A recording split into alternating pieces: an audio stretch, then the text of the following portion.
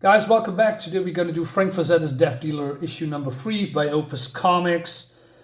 I really love the cover. I have all the, so far, the Frank Frazetta covers. That's, if I'm being honest, the main reason why I'm buying these comics. And the art, not so much for the story. Let's dive in. So, in the last issue, there was some kind of check out my issue 1 and 2 review if you want to know that particular part. And don't forget to subscribe to my channel and like a video and leave a comment and all the jazz. Anyway, so Death Dealer is here, and there's a living city, walking city. The living walking city is broken. Thousands of people are dead.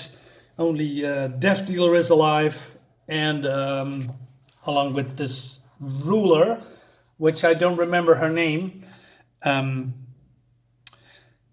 she's crying, and she says,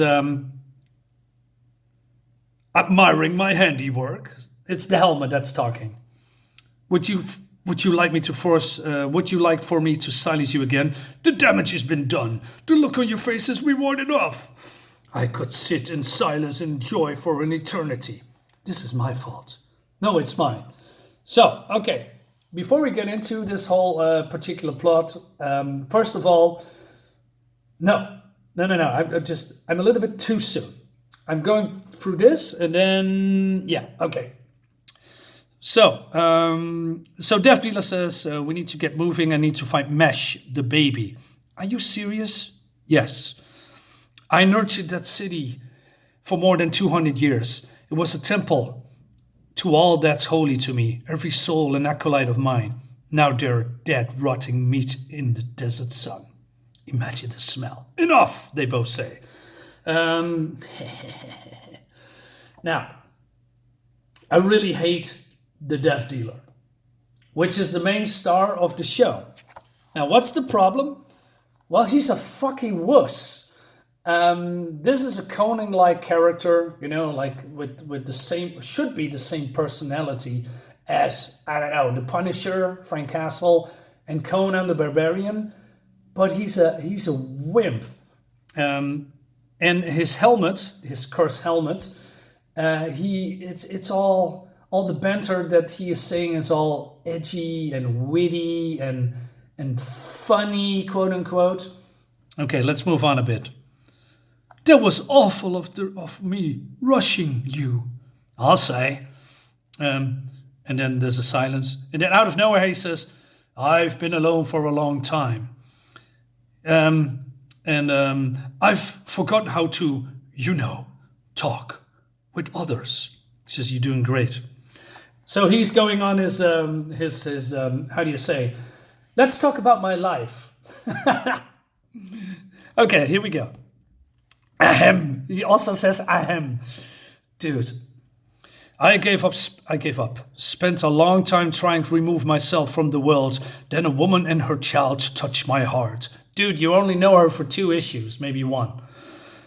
They cursed me with caring again, the most painful hacks of all. And when I found they were taken from me, all of that pain, that anguish, that deep well of nothing inside me came back. Okay, let me read it. So, here we go.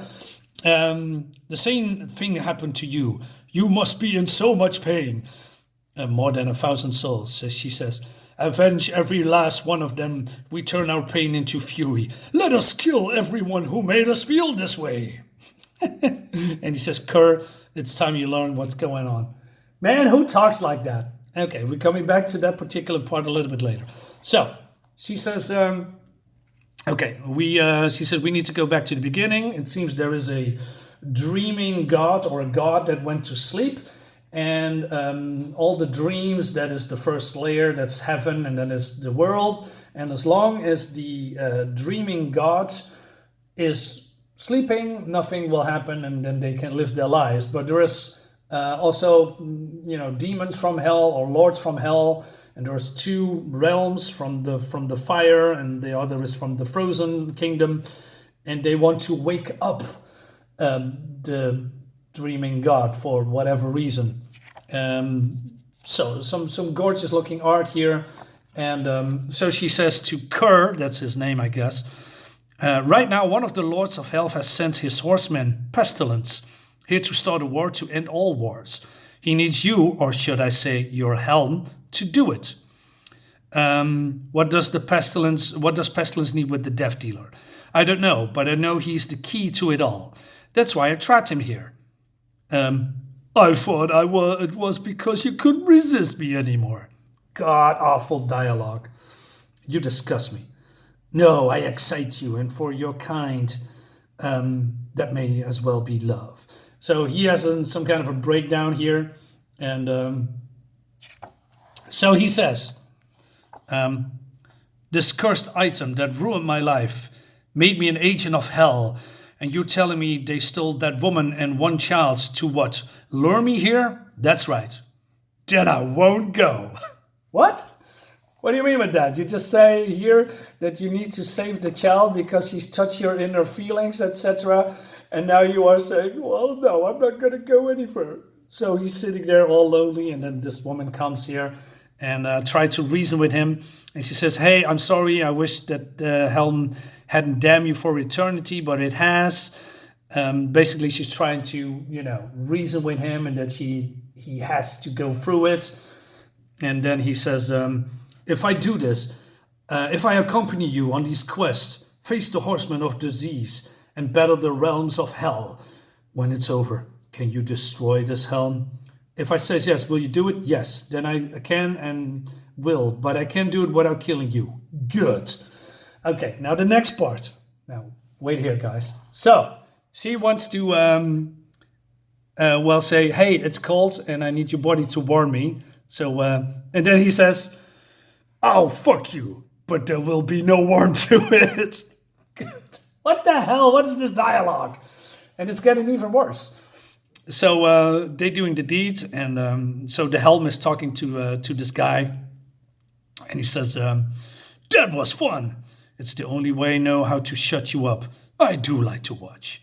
I may be evil, but I'm not stupid. I know if I say anything, it will kill the mood. We make a good team. Not for long. Don't say that. What we are together. It wasn't an accident. You keep turning away from your true nature. I'm not like you. I didn't pull you into the vault where we met. I didn't murder hundreds of people to wield the most cataclysmic weapon in this realm. You did. And he wants to say something about his brother. Again, the art looks fantastic. Okay, and then he is still having a banter about that the helm wants to control the world, and then he needs to make a decision soon. And he says, well, no, I want to be happy, and blah, blah, blah, touchy-feely. So the sorceress is waking up, and so she says to him, and there's some nudity in here so I can show it. He says, I couldn't sleep. And she says, what are you doing? He says, a fox pelt. Why are you? It's for the baby, Mesh. If he gets cold after we rescue him. So I'm taking a. So this supposedly badass mother effer in this universe is being a fucking soy boy, and he's gonna sew a little bit of a blankie for the little baby boy. Oh, that is so cute. That is so bad. And then he starts saying the same things over again. And she says, oh, you really care about that child. I've given up. I was going to bury myself in that cave and seal us in there to die. Well, I know I can't die, but we could spend eternity here preventing the spread of his evil. Then Mesh came along, and his spile smokes broke something inside of me, infected me with hope. I wanted to shut my heart off, off to that feeling, but I couldn't. I have to rescue him. I have to give my life meaning. Then it can be done. So he talks about the baby a lot, and oh man, you are such a wuss. But he doesn't speak a lot about the girl, the woman, the mother of Mesh. He talks only about the baby that is even yours, dude. oh God. And so they figured out that Mesh and his brother has been taken to Angar, and there's some kind of an emperor called Ezotep. And the helmet says, "Oh, that's a Batman. I love it." Ezotep made an alliance with Pestilence. Oh, what an asshole. Let's kill that guy. What is with this overly cringe, witty, quote unquote, well, yeah, quote unquote, witty, so called, hey, laugh, guys, laugh, readers. Is it funny? Hey, I say something witty, just laugh. It doesn't belong to this character. It doesn't belong in here. This is a mature comic with boobs and blood and guts. And then we have the narrative all being funsy and cutesy and wimpy all the time. It really aggravates me that should be a Conan book, you know, like the Cimmerian or even the Punisher, stuff like that. You know, this combination, you know, not talking about your feelings all the time. You are the fucking death dealer, man. You are not. God, modern writers. Anyway, so it seems that the evil guys have erected a barrier around the city, and then they need some DAC, because somehow the writer thinks, hey, we need DAC, and DAC is another word for magic, but I'm going to use the word DAC, although it's magic. So they need the word to have the magic of a sorcerer to break the barrier.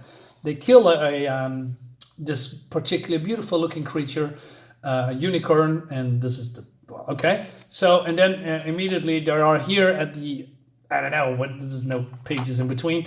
There's a wizard, they want to kill him, and he says, hey, what are you doing here? I'm going to kill you all. Oh, I like this guy, let me in and I will finish him off. So he's doing this magic thingy, and well, there's a fight here. He, I don't know, broke easily through his magic and kills him with one stroke. Okay, looks gruesome, I guess. Like I said, this is all cool and dandy. This is what I want to see. But it's all wussy-wishy dialogue, because we are not done yet, guys. So, whether you wanted it or not, you harness Dak to get through his magic in this. Well, okay. Was he a bad person? Did we just kill some innocent? Same old Kerr. Killing first, asking questions later. And then, more innocent blood on my hands. So he has a nervous breakdown, and then she says, well, no, he's a terrible person. He's wicked and blah, blah, blah. And he was searching for immortality, and he didn't care for how many children he needed to mutilate and kill to find it. We did a good thing today. Oh, man. And also some modern slang in it. So like, fuck it and fucking crazy. You know, there's a lot of modern dialogue in here that wasn't in those time period. I know this is a fantasy comic, but you don't have to put in modern language in a fantasy world where there's no technology or social media and stuff. Meanwhile, in somewhere else, so we have the child that he wants to save and his mother that he doesn't mention it at all. So this evil guy says, give him the teat. Death Deal is coming, and with him the end. So that leads us to the next issue, Frank Cho cover. I believe that's a cover, but I'm not entirely sure. More covers here. This is actually a cool cover, the homage. More covers. All fine and dandy. I also got this issue 4 and issue 5, and I got also issue 6. But in hindsight, oh man, I cannot stand this character at all. This is not a good comic. Visuals perfect. The world setting perfect. Blood and guts, awesome. Cool covers from Frank Frazetta, amazing. The writing, man, it's like some kind of a 16-year-old child or 8-year-old child draws it and thinks, hey, let's do the badass thing and make everything witty, right? Because people want to laugh. Not in this comic, dude. Not in this comic. Guys, thank you so much for watching. Let me know what you think about it, and I'll see you next time. Bye-bye.